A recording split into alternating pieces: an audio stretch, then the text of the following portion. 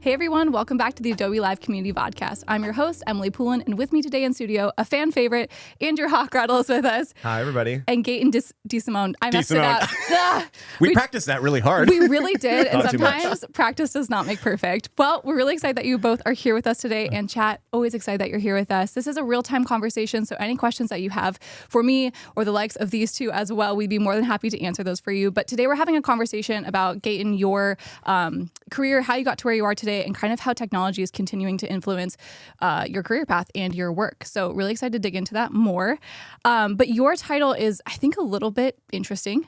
You are a creative technologist, which is a term that was new to me. Yep. So maybe for chat, if they are unfamiliar, could you give us a little rundown of what that looks like? Sure. So I think it depends on how old you are.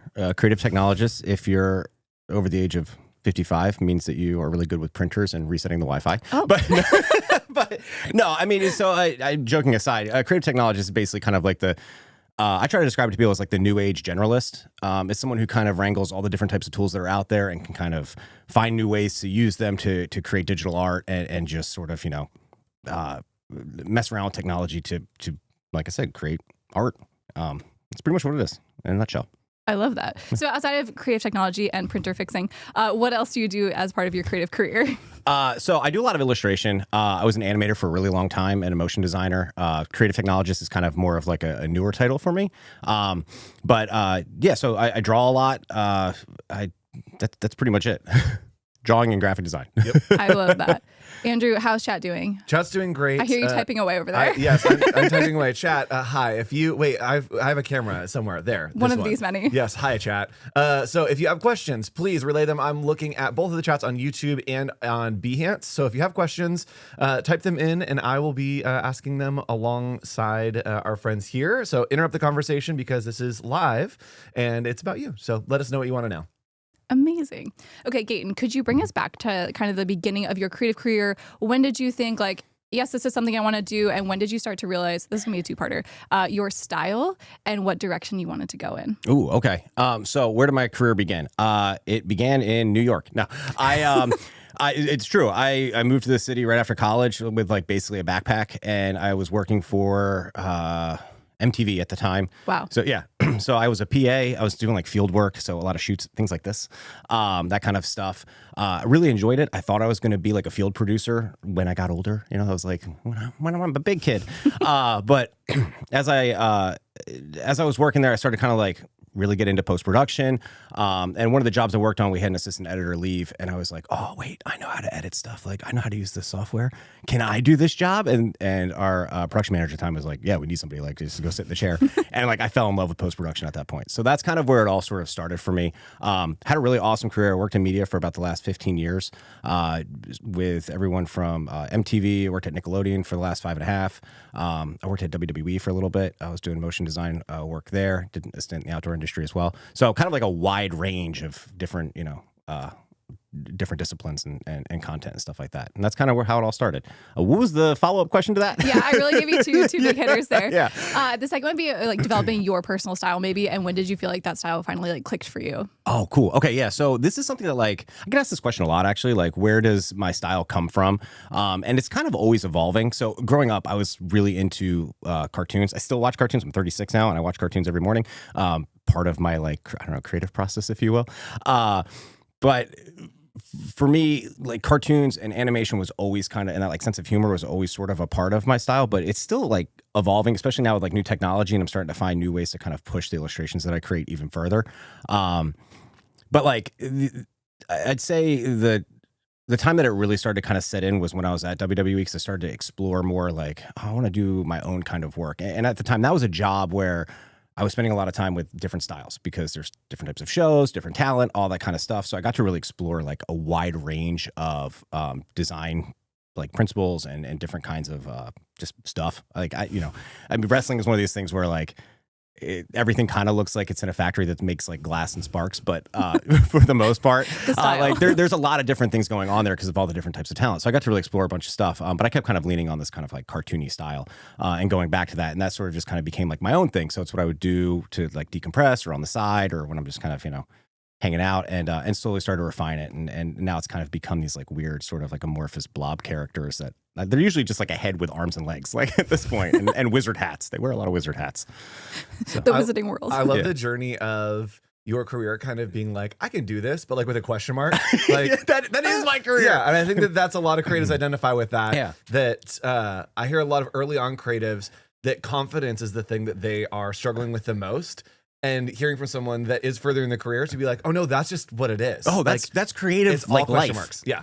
No I have exclamations. Today no confidence. we're going to talk about building confidence. No, it's true. Yeah. That's what it feels like. Yeah. But to that point, like that, and we were talking earlier, like, what is a creative technologist? Like, part of that is kind of asking those questions and being really curious. And like, we're just kids playing. Like, we don't. Yep. There is no confidence. We're just having fun and trying to figure out like how to make cool stuff. Like, that's kind of the point, you know? Yep. Yeah, and it's that question of, how do I build confidence? That it's like, that's the thing. Building confidence is the journey, not having confidence. I think having confidence is somewhere in the distant future for most people. But like, we build confidence a little bit each day. I like that kind of step in your journey that you've kind of gleaned something as you've gone along. Yeah, it's one big question mark. I kind of want to circle back to one thing that you said of curiosity, and you actually list curiosity, I saw on your website, as one of your like core strengths or skills. Can you give us a little bit more reason of like, what does that mean and how does that apply to your skill set? Totally. So, putting curiosity down on like my resume and on my website and everything like that as a skill was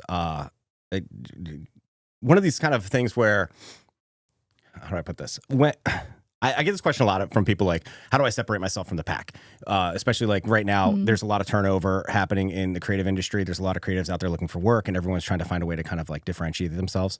And honestly, curiosity has been one of the biggest, I think, deciding factors in finding talent or hiring talent, as from my experience. And the reason for that is because there's a lot of new tools out there, which we're going to presumably talk about. You need to be willing to be curious and explore and kind of have that sort of like childlike wonder with these things to figure it out. Because like more and more like big studios, companies and all that kind of stuff that are hiring, like a lot of them are also kind of operating under a question mark right now of like, what do I do with these tools? Like, how do I use them? And so that's why it's become such an important skill set for myself of like constantly trying to be that person that's like, oh, what's that button do? Like, Let me just can I use that button to do something else that maybe it wasn't meant for? Let's figure it out, and that's kind of this that's sort of like the workflow that I'm constantly trying to explore and trying to like kind of push, because it's just like a really key thing right now, because there's just like literally, in the time that this podcast started, there's probably like 3 new tools that exist now, and we're gonna have to go find what those are later. And be curious. So we do have a question from the chat. Someone, you go by Fresh Cake on social do. media. Where did the name Fresh Cake come from? Oh gosh, Ooh, that's a deep cut. Finally asking the real question. Real questions. Hard journalism here. Fresh Cake comes from Ted 2, the movie about the bear. Oh yeah, I was getting a bear image in my head, Yeah, but I wasn't sure. There's this in Ted 2. There's like a evil janitor guy. He's like the antagonist in it, and at a certain point, he walks into like the CEO's office, and he's trying to like show face and be like, yeah, like I'm a hard worker, and he for some reason shouts that he swapped the urinal cakes in the bathroom. I can't believe I'm saying this on stream.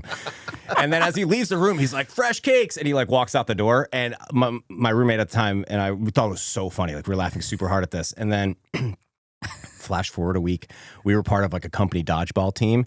And somebody's like, what's your team name be? And I was like, Fresh Cake. And they're like, that's dumb. So after that, I was like, you know what? I'm going to make this something. Checks out. I'm taking it. Yeah, I'm taking it. Out.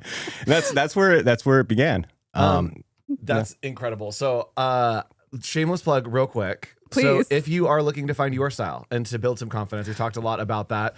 We have a new quiz for you that is available on the Career Center on Behance. If I'm right here, it's probably like right up there if you click on the Career Center, or you can go to adobe.ly/mixtape quiz, and you can find out your mood board mixtape and how you, as a creative, like to figure out the vibes and learn a little bit about Firefly boards as well. So we can learn a little bit about AI, a little bit about ourselves, and I'll do that together. So go check out the quiz, take it, and then find out what your mood board mixtape is like. I love it. Okay. walk us through maybe what a creative process looks like for you. You're saying that you also keep room for new tools and how do I incorporate those and try this fancy button? But obviously we all work on deadlines. So what does your creative process look like and how do you keep room for those newer features? The looming deadlines. This is going to be like terrible advice. to keep up with new tools, sometimes I'll honestly just be like, okay, I want to try to use this thing and I have a project that I think I could use it for. Like, I'm going to figure it out while I'm working on this project. Like, I'm going to use this tool for this project that I know nothing about. And that's how I'm going to learn how to use the tool, which is honestly like probably not the best way to do it. But I have found that like, it's kind of one of these things, like when you're like under pressure of deadlines and those kinds of things, you start to find like, or at least I start to find that's when I find I'm most creative, because I'm starting to try to like kind of hack together a workflow and try to figure out like, okay, how can I use this thing to my advantage? Or maybe it's not going to work to my advantage. And then I know, like, okay, this is a process that I shouldn't be doing. Like, this is bad. You know? I'm behind. But like that, and again, that plays back into that kind of curiosity. But as far as like actual like process goes, I mean, do you want like the day to day? Like, sure. I wake up in the morning and I drink coffee. Like that's and watch cartoons. Yep. I walk the dog. Okay. You know, we love a ritual. Yeah. You know, I got to take him out. I was about to say, it's really cold where I live right now. I like go outside in like my shorts in the morning for some reason. Anyway, that's the whole thing. But like, I regret it every day. No, but you know, I get coffee. Either I go to like a favorite coffee shop or make coffee at home.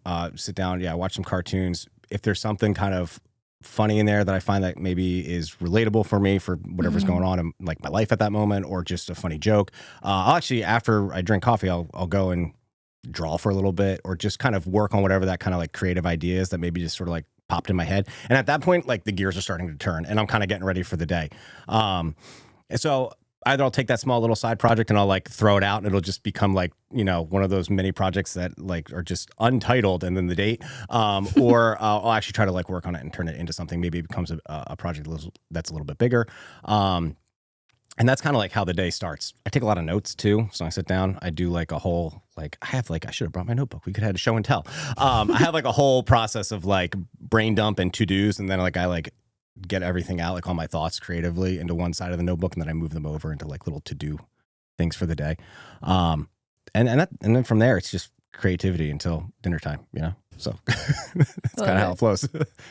Did you have a question from the chat? You looked at me as if there was a question. I did not. I just I read it wrong. No, I think I was looking at you because you had a question. I do have a question. Okay, go. As everyone starts their creative process, I feel like there's always that one point that you kind of like put off or takes the longest. What does that look like for you and how are you getting past that? Which part takes the longest? Yeah. Posting online. I can't say this. Ooh. Posting online. Yeah. No, honestly, that's the part that takes the longest for me. I think for a multitude of reasons, and I'm sure everybody probably experiences this. You put a lot of effort into the things that you create. And when it comes time to finally like put it out there into the world, like two thoughts go through your head. One, like, is this good? And then two, like, I hope other people think this is good because I just spent a lot of time and energy on this thing that like, and then you put it out there and like, I don't know, it doesn't get served up to people in their feed or something. I'm sure you guys have probably experienced this too, where you're like, you spend days or weeks or months on something and you post it and it gets like no reaction. And then you spend like 2 minutes on something and everyone's like, this is amazing. Yep. And you're like, why? Yep. Why is that the thing that you liked, you know? And as millennials we are, we're like, oh, it's not that no one saw it. Everyone saw it and they all hated it. Right. You're like, what? Yeah, that's how it feels. It shows you that 20 people saw this. You're like, no, everyone saw it. They all hate it. Yeah. So that's always like the hardest part for me. And also like you start to kind of go into that like loop a little bit of, oh, I can make this better. Maybe I should just tweak this one thing.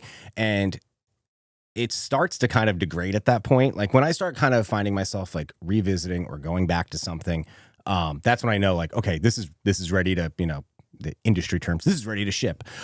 Because at that point I'm like, all right, if I'm like constantly going back and being like, well, maybe if I just like, you know, tweak this one frame right here, that'll like that doesn't matter. Like no one out there is like pausing it and being like, I don't know, that character's hand looks a little weird right there for that 1 out of 24 frames a second. You know? I try really hard to kind of like, I just always try to remind myself like done is better than perfect. Like it's better to get that stuff out there. I feel like we all see this right now. Like there's been a lot of stuff circulating that's kind of like make it and then make it better. It's the same kind of mentality. Like if I can get something out the door that actually like, I don't know, contributes to the conversation a little bit better, or it's just something that I'm kind of proud of, or I at least took some learnings from it, then it's a win at the end of the day. I love that. You're just typing away over there, Andrew. That's what I do. He's taking notes on this whole That was conversation. impressive. You were like I'm looking taking at me, but also typing. And I was like, this is a skill set right Oh, now. 100%. In college, I learned to type really well so that I could rest my eyes while I was writing papers, and I'd sit there. My roommates would freak out. So There's Andrew doing that's his what we're thing doing again. here. Yeah, 2 brains split half and half. Incredible. Yes. Okay, so obviously technology continues to change, processes continue to change. Can you remember like the first time you saw some sort of like AI process come onto the scene and that you adapted that into your workflow? Yes. I Take us remember there. it super vividly because it was ChatGPT, which I Okay. feel like that's like everybody's. They're Sure. like, what's your first AI? ChatGPT for sure. So I use it to supplement a skill that for me felt like it was lacking. I don't consider myself a developer at all. I can read code. I understand how it works, but like writing it is not my main skill. So, for me, like the first time that I opened up ChatGPT, I was like, oh, cool. Here's this really weird, like super crazy Google search engine that I can like, I don't know, ask it for a recipe and it'll just like tell me one instead of giving me like a list to kind of read through, and find what maybe I'm actually looking for. But once I learned that like, oh, you can ask it to do other things that are actually like productivity, based. And what's an area for me that I was struggling in, writing expressions in After Effects is something that I do quite a bit. It uses Extend Script. It's can be kind of a challenge to figure out how to write an expression in After Effects so you don't have to keyframe something when you're animating. And ChatGPT was really good at helping to at least give me like a base to work with so that, I could then take my actual knowledge and supplement it and be like, oh, okay, this is what I'm actually trying to do here. So that was like kind of like the first like aha moment that I had with it. And yeah, I started using it to learn Python and starting to kind of script and create my own tools. And like, it's just grown since then. So that's kind of like, that was like the first real kind of step into using like any kind of generative AI and trying to figure out like, all right, what can I actually do with this? Right. It sounds like you're using it as a tool to like co-create alongside what you're already doing. You're not saying like, hey, give me the final product. You're saying, No, never. Help me do this. Help me achieve my goal faster. How do you maintain that vision? And how are you figuring out that balance of like, this is where I can fill in with ChatGPT or another model. This is where I'm going to continue to keep my hands-on approach to it. Is there a balance as you move through those? Yeah. So I try to look at everything as like human first, and then AI later assisted. But I try really hard to take it back for a second.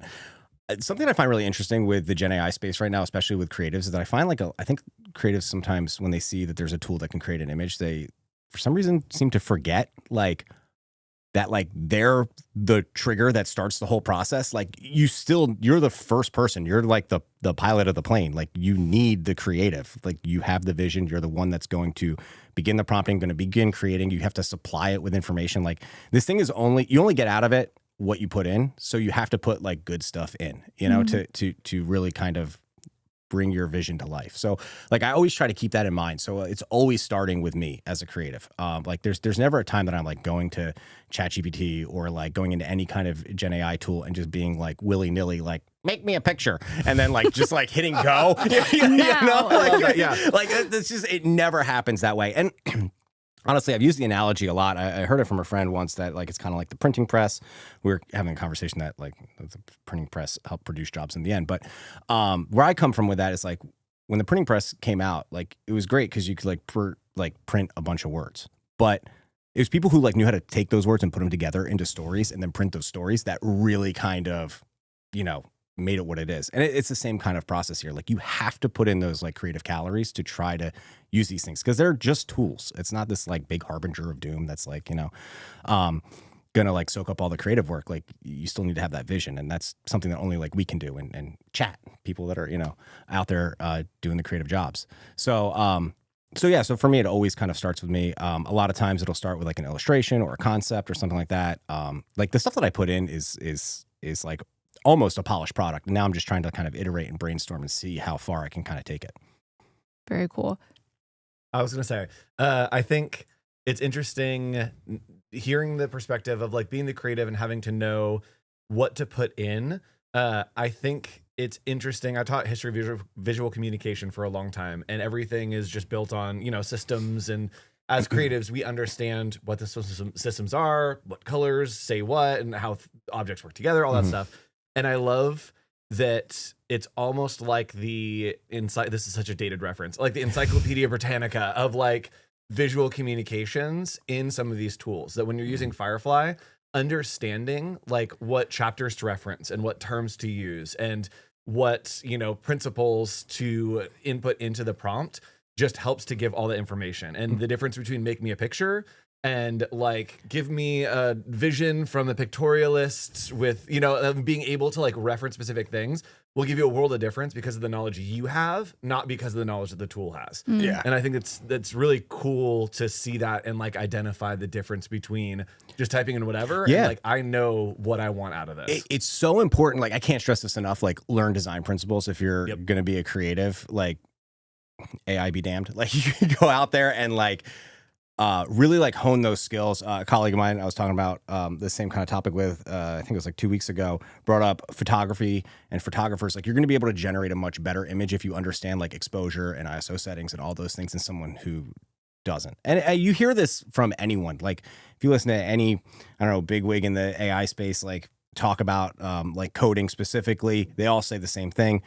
You still need to learn how to code. Like you still need to learn how to art. Like like you still need to know what you're doing to be able to kind of use these things. Cause like I said, I mean, we've said it a million times already, like they're just tools. Like it's just a piece of software. Yep. And it's the intersection of like technology and art. And so you have to know technology and art. Yeah. If you only know one side of those, then you're going to get not the result you want, but having the balance of the two of a little bit of knowledge, which I think right now there are a lot of people who are on the technology side that don't really understand the art side, and a lot of people that are on the art side that don't understand the technology, of evening out your knowledge to be together so that you can really pair them together, I think is really important. Yeah. And if you find that middle ground, you're a creative technologist. Oh, hey. Would there you we look go. at that?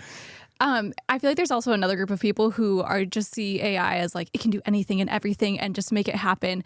Have you seen like client expectations or understandings of what happens or what's possible change drastically in this time of like, oh, well, you could just do it with, AI or something like that? Oh yeah, a bunch. And it's so crazy because it actually feeds into what we just talked about, which is I've sat in rooms with people and heard them be like, well, I don't know, and it's a scary topic, but we should talk about it. But like, well, I don't know why I need an artist anymore if I can just generate this. I've literally had that told to me. And something really funny happens at that point because they try to go do that. And then they immediately come back to an artist and go, hey, so I tried this. And like, I don't know, the image doesn't look right. Can you take this image that I tried to create and like make it better? And like more times than not, I always find that people end up going back to creatives to do the creative work because it is a discipline. It's a skill. Like it's not something that just anyone can really do. So the conversation has kind of like oddly changed with whether it's clients or if you're working at like a big brand and I don't know, directors and all that kind of stuff where folks I think are kind of having this idea in their head like, oh, I'm going to use this tool now to make something. And then they try to make something and they immediately go, this isn't my skill. This is not what I do. I don't make pictures. Or whatever it is, So then they go right back to the creatives to try to figure out how they can do it better. And as like the tools are evolving and we're starting to see more just different functions inside them, like it's becoming its own skill set. Like every time a function is added, someone needs to become skilled in using that new function, and that just kind of that starts to kind of create like what you would do for a living, with that piece of software. So it's one of these things where like. It's just kind of always evolving, and I think that the realization is still there, and maybe even getting a little stronger, where people are going like, okay, we still do really need creatives because, like, again, like I said, they're the creatives, Yeah, and I love the angle of almost using generative AI as a translation tool between clients. That it's like, hey, we're gonna be working together. You go do whatever you have in your brain, throw it into whatever AI. Use Firefly boards. Here's a board that I'm on as well. Generate the things that you like kind of are feeling and vibing and tell me what's not working, tell me what is working. And that way you can really start to communicate and translate that visual medium that we work in. Yeah. So I've found this as well, where it's been really nice for trying, because not everyone has creative vision, or mind's eye or whatever you want to call it. And I have found it really useful for that same kind of thing where you can actually go to someone and say, hey, what is it that you're looking for? Maybe you can try to prompt a little bit. It becomes like more collaborative all of a sudden, where you're starting to kind of work together, and you kind of have, this, like you said, this tool that sort of helps kind of like mediate between the two. And honestly, it's been actually kind of nice when clients or anyone would come to me and be like, hey, I made this and it's kind of what I'm going for, but I want it to do blank and I'm looking for it to look more like this. And then I can take that and say, oh, okay, great. Like I kind of know where we're going now. We're sort of connected. You don't like, I find like notes are becoming less, and they're also like less daunting. Or like, I just don't even have that fear anymore when I'm working on a project where, like this literally happened to me on my way here. Well, I was working on a cut for something, and the colleague that I'm working on with it, he gave me some notes. I was getting on the airplane to literally come here to do this podcast, and I was like, back in the day, I would have been like, oh my god, okay, how do I record this new VO? What do I do? I gotta like go into like the airplane bathroom and like, I don't know, put a sheet up and like have a booth and like record into my phone. And like, I immediately was just like, wait a minute, I can just use like something like 11 Labs and like get some scratch VO and just get to time, get it out the door. We can then talk about this piece of content. And then when I'm able to actually record what I need to record, I can do it properly. We save time. We're not losing time by being like, well, I got to now sit on this 6-hour plane ride, like, and it's kind of removed some of those barriers that would have kind of been in the way before with creativity. Yep. And I think that a lot of the AI tools and even integrations, when you're talking about like recording voiceover and stuff, I'm thinking of like Adobe Podcast and even some of the integrations in Adobe Express of like cleaning up audio and stuff, of being able to remove those barriers of someone coming in and thinking like, oh, I need this and I need this and I need this. Yep. And it's like, no, like we're in the zone of, I can do this ?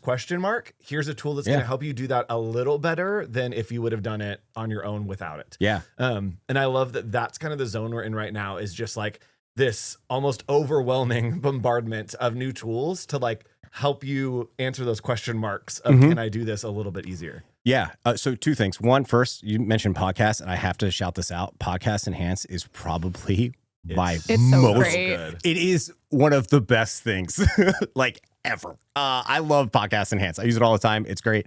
But to your point, like it's given back some time and kind of also sort of allowed for more exploration, I think, into ideas, which has been really, really nice. And like, I'm no longer have the fear of, I'm trying to think of how to word this. So like, if you're working on a production, let's say you're making like, I don't know, a cartoon or a video or something like that, like you'd get your script, you'd get your beats, you'd storyboard, you do all these things. And then at a certain point, you're kind of stuck with like, here's what we plan to make. And if it's not really working, you're kind of like, and there's a very fair case to be made that this does, creativity and limitation, stuff like that, freedom and limitation. But it can become limiting at a certain point where you're like, I have to work with what I have. And sometimes it's just not going to work. And now you're producing something that you're not invested in. It doesn't feel right, all these kinds of things. And this is where some of these tools have really started to kind of like break down those barriers, where like, I no longer really have some of those fears, where now I'm kind of like, oh, I can actually take the time and go and try to take what I've already made, all the stuff that I've already created. I can kind of input that as, a data set and try to generate something that's maybe going to further the story I'm trying to tell. And that's really important, and it also kind of makes design a little bit more approachable for people, which I think is a good thing. Yeah, absolutely. Has there been a time when you like input something and the result you got took the project further than you were originally thinking? You're like, oh, this is actually so helpful. Yeah, and it's actually become part of my workflow. So like I find a lot of these tools, they don't have like the same like biases that we have with stuff. Like we don't think about this, but like when you're designing something, you're sitting there going like, oh, does like this color palette work? Does, all these different things that kind of inhibit you from maybe trying to make a rash creative decision that could really push a project past where it is. I've often like finished something up and then passed it through. Like I use Firefly boards a lot. So I'll go in there to iterate, like throw it in Firefly boards and just start like using like Image 5 or any like the partner models to kind of iterate off of the image that I already created and just see what I get in return, because it's a computer. It doesn't have those same sort of like hangups that I'm having, where it's not like thinking like, oh, when you post this, is the internet gonna like it? Like it's just like I am the internet. like it's just not like, it's not doing that. So it's just gonna start to give stuff back in return, and that's been really nice for just kind of trying to brainstorm, trying to find new ideas, trying to create. And it's happened all the time where like it'll kind of give me back an image and I'm like, oh wait, I actually really like the direction that's going, or maybe it'll just kind of trigger something new, and I'll go, oh, I have that like aha moment, and then I can dive in and go back to, I don't know, Photoshop or whatever I'm working in, and refine that image further based off of what I kind of just saw. Great. How's chat doing? Chat is doing great. A lot of people showing some love for Adobe Firefly boards. We love boards. Boards is awesome. Boards is awesome. Is my favorite. I use it daily. Yeah. So Tell us more about how you're using boards. Sell us on it. Yeah. Everybody should use boards. No, honestly. So like one of my favorite things with boards is that it just makes it really easy to ideate off of something. So you can put an image in and you can kind of like, I don't know why this isn't everywhere, like in like Firefly normally, but like you can hit the generate button several times instead of just like once and then waiting. Like I saw Paul Trini do it, and I was like, "You can do 4?" Yeah, you can do up to 4. It's amazing. No, but something else that I really like about it, and boards solves, I think, boards really solves a huge problem in the Gen AI space, which is that it lets you jump between different models really, really fast. So like, I can generate an image using, I'm gonna totally push Firefly Image 5 here real quick, just because the 4 megapixel. Anyway, it's awesome. Try it out. Everyone's always like nano banana. I'm like, I know we all think this is really fun to say, but it is really fun to say. Yeah. But like I can generate an image with Image 5, and then I can go use something like Nano Banana if I want to try to tweak it a little further or see what the other models might give me in return. Like I find like GPT kind of is better at maybe more like hyper realistic textures. And also like generating kind of keeping to some of my like kind of more animated proportions of my characters, where I find like Nano Banana is really good for making kind of tweaks to images and stuff like that. If I want to maintain some kind of character consistency, Image 5 is really nice for, like I said, the resolution there. Also, like it is really good with doing texturing and stuff like that. A lot of times I'll take a 2D illustration and ask it to kind of like fully render it, which, instead of spending all day in Photoshop trying to fully render it myself. So like, that's one of the reasons why I really like boards, is because it's just so fast to be able to like go between those things. Like there's no and there's like no barrier to entry. Like it's just this big blank canvas when you get there. It's awesome. You can like drop an image in and you can kind of just like have fun. And there's a bunch of different tools. Obviously, there's you can generate video, you can generate images. I think there's like poses and stuff like that as well you can do with it. So it's really, really cool. Yeah, I like it a lot. Yeah, it's great. Yeah, we love her. I feel like ownership is something that, and originality is something that becomes part of the conversation, either like within our circles or within like client circles. How do you approach that as far as ownership and authenticity with your own work when using AI? How do I approach authorship and authenticity? I'll be honest. I read this question before, and I still was like trying to like dig deep for an answer on it. Do you want me to ask it in a new way? Sure, go for it. Let's try. Okay. You use AI to help make this. Does this make this any less yours? Oh, okay. I got it. So okay.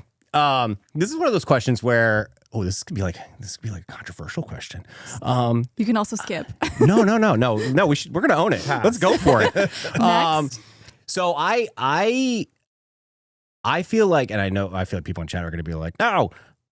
Let me know, chat. Don't do it, chat. I feel like I own it regardless. And I understand, like, I shouldn't say regardless, but like, I understand that models are used to train on data. Like, I understand how that whole thing works. But for me, like, in my mind's eye, I have a vision creatively that I'm trying to get to. And it doesn't matter the tool that I'm going to use. Like, if I'm going to use Photoshop and like a million layers to get there, or I'm going to start with a base image and go into boards and use like 100 text prompts.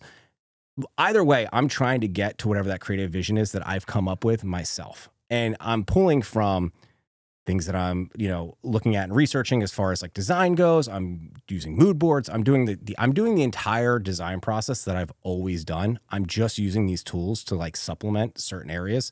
So to me, it always feels like I still own it because it is my work, because the process really hasn't changed. I've just added a new tool. It's kind of like the equivalent of when I went from doing vector illustration on in Illustrator to moving to what was Adobe Draw at the time, but now it's Fresco, to drawing on the iPad. Like, it's just another tool that's being added to the tool belt. So for me, it feels like I always kind of own the work, because I'm not like going out there and stealing things. Like, don't go out there and just be like, here's an image and I want it to look like this now. Like, that is, okay, that's tacky. Come on. Yeah, tacky's a good way to put it. Like, don't do that. Yeah, we're not mad, we're just disappointed. Yeah. And we will be calling home. Yeah. But yeah, so for me, like, because I'm doing the full creative process, it still feels like my own. Yep. And someone in chat actually mentioned that earlier in the conversation. of the workflow of finding an image or an artist that like you really admire and putting it into one of these tools and asking it to like break down the techniques to use, break down like what filters might be on here, what the color grading might look like, and help to understand how they're getting that look or what you can glean knowledge from that image and not just like, cool, I took this image and I'm going to make something look like that image. And it's like, cool, it's great that you want it to look like that. Understand why that works. Like, help me understand how I can do that in my style with my voice. And I think it's a really great use of any of the partner models, even Firefly breaking out and being like, why is this working? Like, what is the tones that are happening here that I can apply to my photography? Yeah. Is really cool. I totally agree with you that AI is more of like the tool in the tool belt. What skills do you think people need to be learning as they're, hey, I'm just trying to incorporate AI into my workflow? What tools and what skills do you think that they should be learning and diving into?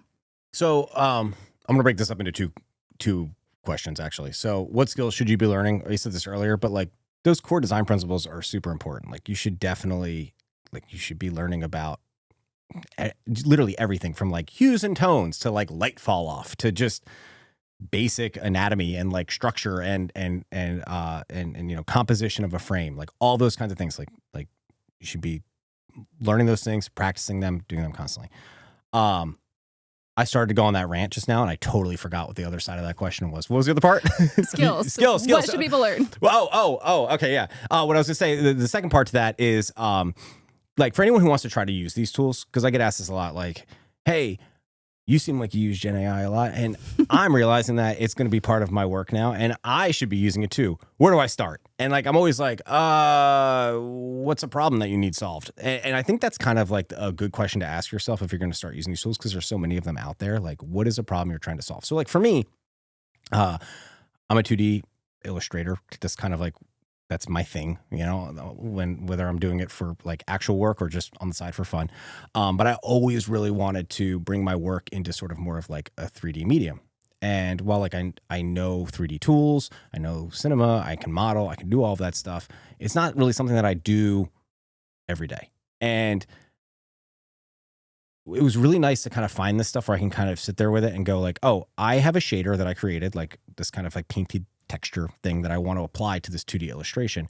And then using something, some kind of like image generator to basically kind of go from like point A to point B for me, so that I'm not sitting there like in Photoshop all day, like just like painstakingly being like I know what I want this to look like.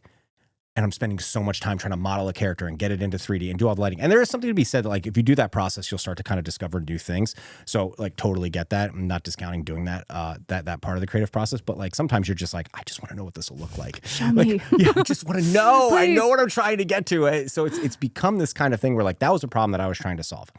I wanted to see what my characters look like, specifically right now, having like little felt textures and kind of looking claymation like Wallace and Gromit. And I was so curious about this. Maybe it's something I want to explore further. I don't know yet, but it is something that I wanted to see what it would look like. And now I can get to that kind of end goal with my art.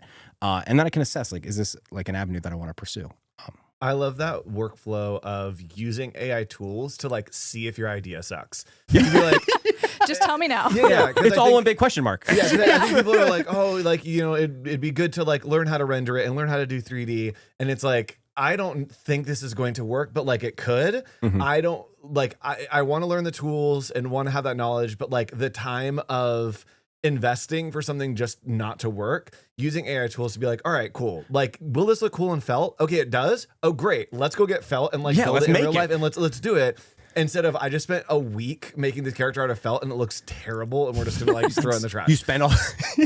I have a lot of hobbies where I spend like a lot of money on something. Like, yeah, I'm gonna make a felt character without any kind of like concept of felting. And then like, yeah, I'll like start and I'm like, this is really hard. I don't know what I'm doing. I have to now dedicate my life to it, and I have other obligations, so I just throw it out. But like being able to explore those kinds of things is so important. And that kind of feeds back into that curiosity, where like being curious with these things and saying to yourself like, oh, maybe I can do something more with my own style and push it further. Let's see what that might look like without investing time and money and like all of this huge monumental amount of energy into something that like there might not be a payoff there. You might learn really quickly, like, I don't like this for my style. I don't want to go here. And So it's nice for trying to get to experiment with that stuff. And it just speeds up that process of like make it wrong until it's right. Yeah. Of like, no, yes, there it is. That's the idea. Like I had a lot of bad ideas till I got to the good Yeah. one. Now that I got the good one, I can like run with it. And it really just like jump starts the creativity of your creative process by being able to just like kind of broadly shoot, throw spaghetti at the wall and see what sticks. And then once it sticks, we can go make some pasta. A very extended metaphor. Yeah, I love it. We just kept going. Yeah. Chat, are you hungry now? Yeah, chat, are you hungry now? This process, could people see this tomorrow, perhaps, if they tune into Adobe Live tomorrow? Do you want to tell us what you're going to be demoing tomorrow? Live process. Live process. Surprise. Tomorrow on Adobe Live. Starting at 9 a.m. It's starting at 9 a.m. We're going to be I'm going to be drawing in fresco, doing some cartoon characters. Do we decide? Is it holiday themed? Are we It's holiday themed. Okay, we're doing holiday themed. All right. I like how we're figuring this out together that right works now. for We're gonna- you. yeah. Hey, chat. Do you guys want to see some You guys wanna see walking the presents? holidays? Yeah. So I'm gonna draw in fresco. We'll do illustration from start to finish, and then we're gonna bring that character and we're gonna do like the old school like T pose. We're gonna bring that character into boards, and then we're gonna use boards to iterate off of that. So we'll take that character, and then we're gonna end up with some kind of animated nonsense. We'll see what gets generated. Are we going to be converting to 3D? We can. What about 4D? Sure. Yeah. 4D. That's where that's where the chat gets The involved. 3D features in boards is like my favorite thing it's ever. the best. It's so good. I love I'm going to talk about boards like all day. I just can't feel that stop really him. pushing it like And all day tomorrow. Like, it's really like I love it. But I saw the demo you put together for tomorrow, and I hope that's what you're showing because it was very, very cool. So chat, stick around, ask your questions, and see the behind the scenes because it's very, very exciting stuff. To that, are there any templates, tricks, things that you're going back to over and over again as you use AI? Like what are the basis or the groundwork of how you're approaching this? So going back with as far as like work goes, just as you said, are there tips, tricks, or templates or things you're going back to? I've started to kind of revisit old work with it a little bit and passing through old images that I created. Like literally, like I'm pulling out like sketchbooks from like college, and I'm like kind of being like, hey, what can we do with this? It's back. Like this terrible drawing that I made once. But I've started to kind of like go back to some older work and trying to figure out new ways to kind of reinvent it into something new. Because like something that like I don't think any of us really think about in our day to day, but every time we open up our phone or something like that, like we expect to kind of see something new there. Like you go to your Instagram feed or YouTube or TikTok or wherever. It's hard to fill that need for consumption for like just from a creative standpoint. And everyone's kind of feeling this, whether you're an independent creative that's trying to make content and just get yourself out there, or you like work for like a huge studio. It's really hard to fill that gap. So it's been kind of nice to have these tools now where I can kind of revisit old work that maybe didn't really see the light of day and be able to create new content that maybe people want to actually check out, or could learn something from. I don't know. And kind of revisit those ideas. As far as like templates and stuff like that goes, honestly, I don't really have templates. I kind of just I just dive in. Yep. I go to boards, Approved. clean canvas, File new. Yeah, exactly. I have a lot of I love that like Adobe, when you make a new project, it's just like untitled and then the date. I don't know if we'll see this on stream tomorrow. I hope not, because like my entire Creative Cloud is just untitled date. Like it's awful. Yep. It's a diary entry. It really is. And all my diaries are untitled. Oh no. Oh, I was gonna say something. It's gone. Yes, there's a question from chat. We'll do that. Okay. And then I'll come back if I remember. Our friend Stephen Overturf from Overturf Design Studio says, I have a good sense of AI tools, but I see people doing some crazy things. Do you have any tips to maximize AI tools or secrets that might help push it to the max? Ooh. Okay. So for starters, I think when you're seeing a lot of really cool content online, like I call it the Instagram effect, but like you're only ever seeing like the final product. Like everyone's going to put something out there that they think is the best of what they did. So it's always going to look really good. And it can make us feel very much like I'm not up to speed. And it's not that you're not up to speed. You totally are up to speed. It's just, you're just seeing finished products all the time. So it can make you feel kind of like, ooh. So don't feel like you're not using it to its fullest extent. I think as far as like actually trying to use these tools to push them and like if you want to like really redline them, like start to get APIs, like this like really nerdy. But if you're into coding and that kind of stuff, and try to build your own tools around them. That's something that I found really useful, that I was doing for a little bit. I started to try to develop my own like After Effects panels and Premiere panels. I was using tools like ChatGPT to help me kind of code those up. figure out what a CEP panel is. We're getting like really in the weeds right now. So for all the nerds out there, you're probably like, yay. But like those are the suggestions that I would have for someone who's like, I really want to push this like really far. You're going to have to kind of go beyond sort of like the just like, I typed in a link into like my browser and I went to blah, blah, blah.com, and like, I don't actually know what that website is. No one go there, but like, not endorsing it. Yeah, not endorsing that at all. But like, like you're going to have to go beyond that. And a lot of these places have dev tools. So you can kind of dig in and try to figure out like, what's kind of going on behind the scenes and start to kind of leverage that stuff. If you really want to push it like really far, huggingface.com is actually a really good website. I think it's .com. Hugging Face is a good site though for what is it? Hugging Face for like AI stuff. It's just like a whole bunch of it's like a bunch of like AI tools. There's like a huge community of people making like really cool like LLMs and all that kind of stuff that do everything from like image generation to like audio stuff. It's just like a big kind of awesome place of creative stuff. We have another question from chat. Where can we follow along to see the session tomorrow? You guys rock. Thanks. And also, you can watch right here.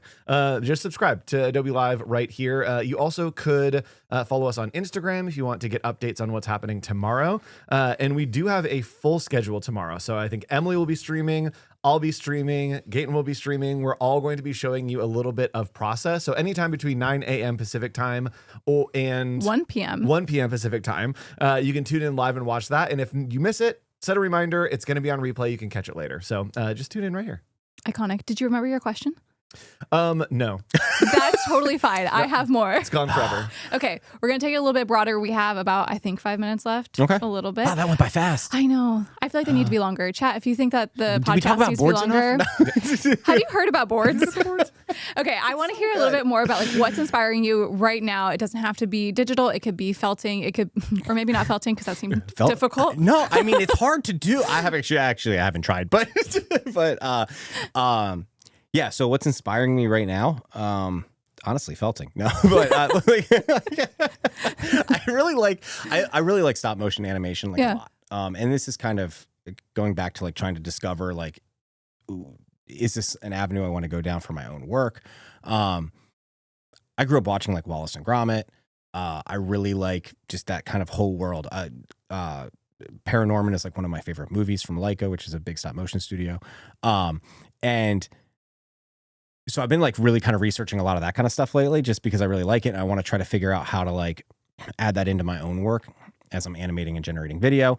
I also really like old school 80s, like VHS retro kind of vibes. Like a shag rug in like a wood paneled room with like a big box TV to me is like heaven, Okay. so like you're there. Yeah. Like playing like a SNES, so I've been really into like kind of like retro sort of like degrade kind of like a lot of like scan lines and staticky kind of stuff lately. And then like neo-brutalism from like a web design aspect. Like I really like that kind of stuff, but like not with like the bright neon colors. I like it when it's like more muted.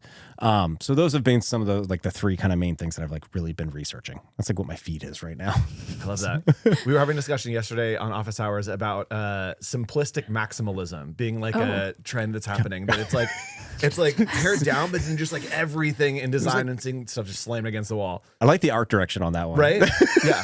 Give me nothing, but also everything at the same and time. Take that as always well. like a good.